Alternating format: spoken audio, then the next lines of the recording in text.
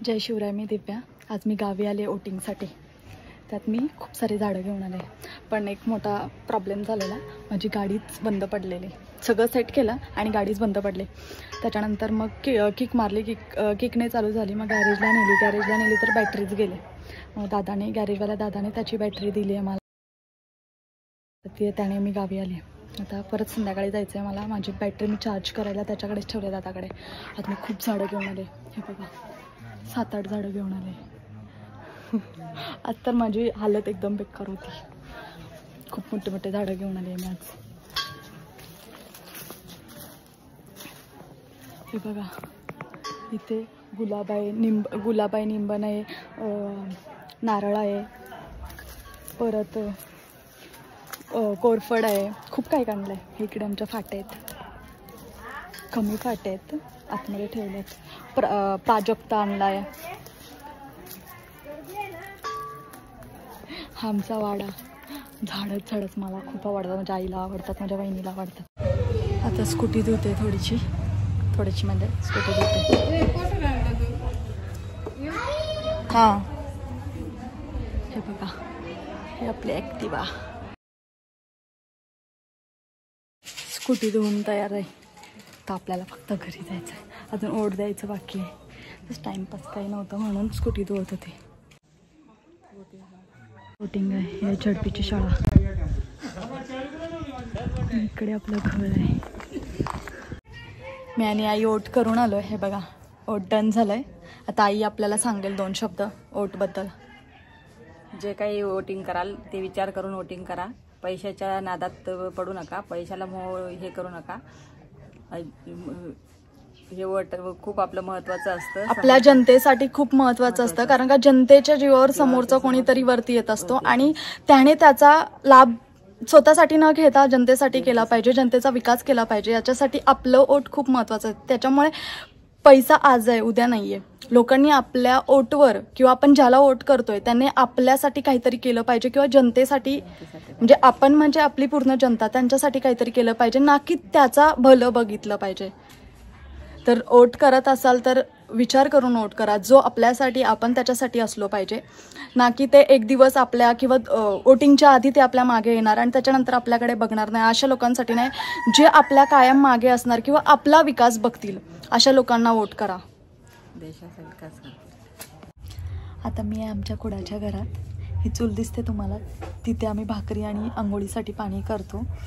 ह्या साईडला इथे फाट्यांसाठी केलं आहे। हे इथे टोकराच्या म्हणजे बांबूच्या चिंब्याने बनवलं आहे, आणि इकडे ते कारवीच्या झाडाने बनवलं आहे। कारवी जेव्हा बहरते तेव्हा त्याचे जी काठी असते ना, ज्याला वरती फुलं वगैरे येतात, ते उन्हाळ्यात असं होतं। सह्याद्रीत फिरतो आपण तेव्हा आपल्याला कारवीचं सगळ्यांना खूप वेड आहे। गावाला पण असते, पण अजून एवढं लोकांना काय माहिती नाही, किंवा लोक एवढं सोशल मीडिया वगैरे काही नाही आहे। गावाला खूप येते। त्याच कारवीचं झाडाचं हे उन्हाळ्यात होतं, ते आणायचं, त्याला बांधायचं, हे असं बांधायचं, त्याला विणायचं, विणल्यानंतर त्याला शेणाने सारवायचं। पूर्ण शेणाने सारवल्यानंतर ते भक्कम होतं। 1-2 महिन्यांनी सारवत राहायचं, मग ते घरासारखं प्रॉपर होतं। आणि हाय झोका, त्याच्यामुळे हा फेवरेट प्लेस आहे। इथे पावसाळ्यात खूप मजा येते।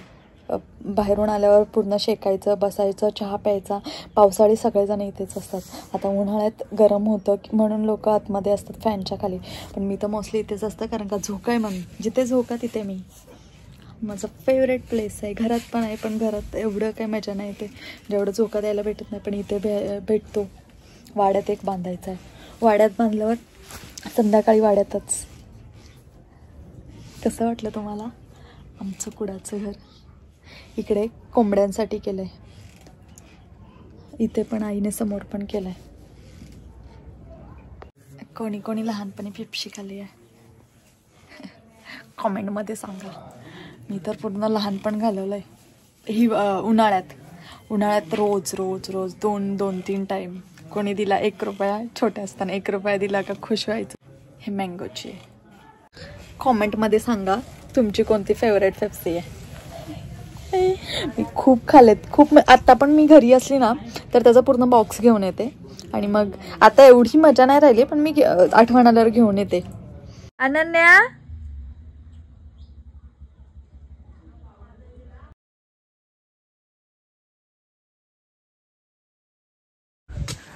आई झाड लावते. कोणतं झाड लावते आई? बघू आता कोणतरी लावा होती. मी हे गुलाबाचं झाड आणलंय, हे प्राजक्ताचं झाड आणलंय आणि सगळ्यात मोठी नारळ होती घरी. हे निंबणीचं झाड आणलंय, खजूर आहे आणि हे नारळीचं झाड, त्याच्यात ती वेली आहे, तुळस आहे, इकडे त्या वेलीचं झाड आहे, परत त्याच्यात काहीतरी आहे जांभळसारखं, पानफुट्टी आहे, वेल आहे, अजून काय काय आणलंय मी, कुठे ठेवलं आईने काय माहिती.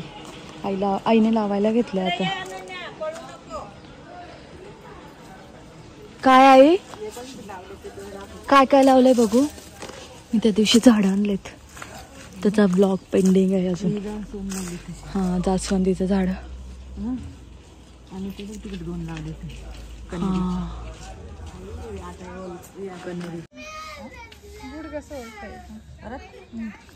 इथे आई आता प्राजक्ताचं झाड लावते. जागा कमी पडली आम्हाला आता.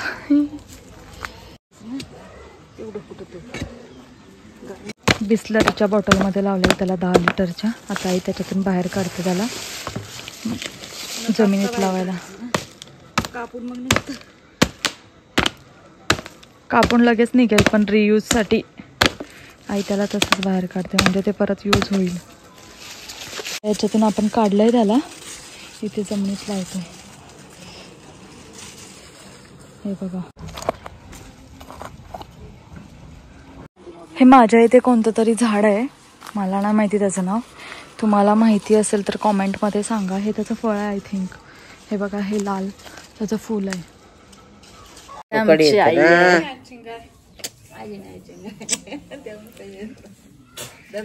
हा व्लॉग मी इथेच एंड करते. तुम्हाला आवडला असेल तर लाईक शेअर सबस्क्राईब करा.